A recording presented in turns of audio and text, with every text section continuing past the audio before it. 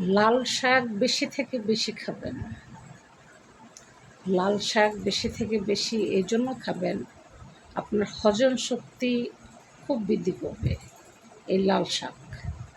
অনেকের খাবার খাওয়ার পরও 2-3 ঘন্টা ওভার হয়ে যায়, খাবার হজম হয় না।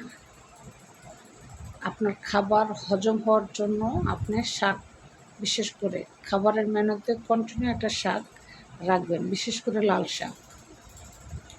লাল শাক খেলে আপনার রক্ত বাড়বে, কোষ্ঠকাঠিন্য দূর হবে, চেহারার সৌন্দর্য বাড়বে, শরীরের দুর্বলতা কেটে যাবে, হজম শক্তি বৃদ্ধি করবে। সব ধরনের কাজ আপনার এই লাল শাকই ভিতরে আছে। লাল শাক খাবারের মেনুতে কন্টিনিউ রাখার জন্য চেষ্টা করবেন, কারণ লাল শাক খুব পুষ্টিকর একটা খাবার। হাই প্রেশারের রোগীরা কিন্তু এই লাল শাকটা খেতে পারে না, খেলে তাদের প্রেশার বেড়ে যায়। যেমন আমি হাই প্রেশারের রোগী, লাল শাক আমি খেতে পারি না। লাল শাক খেলেই আমার প্রেশার বেড়ে যায়। তাই আপনারা লাল শাক বেশি বেশি খাবেন। যাদের বিশেষ করে প্রেশার লো, তারা লাল শাকটা বেশি থেকে বেশি খাবেন। লাল শাক খেলে আপনার প্রেশার খুব সুন্দর, লো প্রেশার থাকলে প্রেশার উঠতে সহযোগিতা করবে। আপনার ডিম খাওয়ার দরকার নেই। চোখের পাওয়ার বাড়বে, কোষ্ঠকাঠিন্য দূর হবে, শরীরের দুর্বলতা কাটবে, চেহারার সৌন্দর্য বাড়বে, হজম শক্তি বৃদ্ধি করবে। এই সব কিছু করবে আপনার এই লাল শাকে।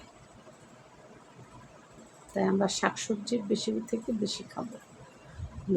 শাকসবজি খাওয়ার কোনো শাকসবজির ভিতরে যে পরিমাণ ভিটামিন আপনি পাবেন, এটা কোনো ফল ফ্রুটের ভিতরে পাবেন না।